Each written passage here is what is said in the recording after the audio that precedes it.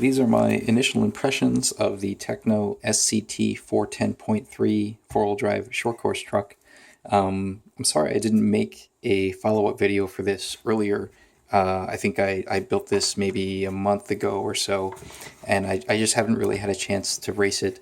I took it out for a couple of practice laps a few weeks ago, and I found that the stock setup out of the box was not adequate for the track I was racing at, and I just needed some time to fix that. So I changed a few things, took it back out on the track just today, actually, a couple of weeks later, and it felt way better. So I just want to tell you a little bit about what my thoughts are on the truck and what setup I have, so that if you get one, maybe you can use that as a baseline.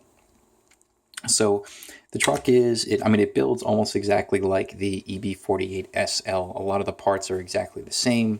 The build quality is the same. Everything is, the same, basically. The only weak spot that I've found on this truck, as well as the EB48SL, the exact same weak spot, is the servo horn. The stock servo horn that comes with these kits is not that good, in my personal opinion. It tends to strip out. I have twice, once with this and once with the buggy, stripped the servo horn that comes with the kit. Now, most people would say, okay, well, why don't you just get an aluminum servo horn? That would be the smart thing to do. But I don't want to spend $25 on an aluminum horn. So since I run high-tech servos, if you run a high-tech servo, here I have the 7954SH. I use the same servo on both of my Tekno chassis. Just use the servo horn that comes with that. This is actually a lot stronger than the servo horn that comes with the Tekno kits. And it has 4 holes radially extending outwards. If you take the third hole and ream it out a little bit so that it'll fit, so you can thread this 3mm screw through it, then you could just use this and it works just fine. So make sure you do that. Otherwise, the rest of the kit is pretty much bulletproof. As for the setup, so the kit comes with 350 CST front oil and 200 CST rear oil. And the shocks in both cases, front and rear, are significantly underdamped. I think that setup was meant for an outdoor track that's more rutted, has a lot more bumps, but the tracks that I'm racing on right now are much smoother, and they're indoor tracks, they're well maintained, so you don't have that kind of a bumpy surface, and so you can afford to run stiffer shocks or stiffer oil, because you're just not negotiating a bumpy surface. So what I did is go to 40 weight front oil, low C oil, and 35 weight low C rear oil, and that made an enormous difference in how the car jumped and landed. So if you just build the kit as stock and you do the drop test, you literally just take it, drop it on the floor, you'll find that the chassis actually bottoms out. But all you got to do, really, just change the oil, 40 weight front oil, 35 weight rear oil, and you do the drop test, and it just settles, right? It doesn't smack the ground, it just settles. So this lands really nicely now. So that's great. You don't have to buy, new springs or anything. I had initially thought of getting stiffer springs, but I really didn't need to do that. I just needed to put thicker oil in. That changed everything.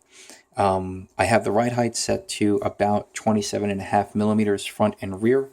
So that's basically it. And it feels pretty good.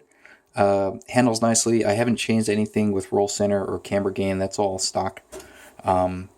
So it drives great. As you can see, I'm running prime, so the track that I'm on is reasonably high grip, at least as far as dirt tracks go in the Northeast. So the truck I'm afraid that it might traction roll a little bit, so I may want to drop the ride height just a tad, or maybe increase the roll center. One of the problems I was having was the front of the chassis was scraping the face of a particular jump in the middle of the track, and that was causing the truck to nosedive very severely, to the point where it would land on its nose and I just couldn't negotiate the jump very well, and I had the truck at a relatively low ride height. I actually had to undo the droop screws a little bit to pull the ride height down to something like 25 millimeters. And at that ride height, the truck handled very nicely around every part of the track except that one jump, because the nose just wasn't sitting high enough to clear the jump face. So I had to increase the ride height to 27.5 millimeters. And I actually also went to the outside hole on the front arms for the shocks. The stock setting is the inside hole. I went to the outside hole. That makes the vertical compression of the shocks a bit stiffer effectively. So those two things combined prevented the nose from diving too much on that jump face, and it allowed the truck to have a much more level jumping behavior going off that jump. So outside holes on the front arms, 40 weight front oil, 35 weight rear oil, 27.5 millimeter ride height front and rear, and that's it. I really like this truck. It's a lot of fun. I look forward to driving it more often. Four-wheel drive short course is kind of a hit or miss class in the Northeast, at least the tracks that I race at. And more often than not, it tends to be filled with drivers who honestly belong in sportsmen, but that's a whole separate discussion. But I still like running this truck. It's a lot of fun. So those are my thoughts so far.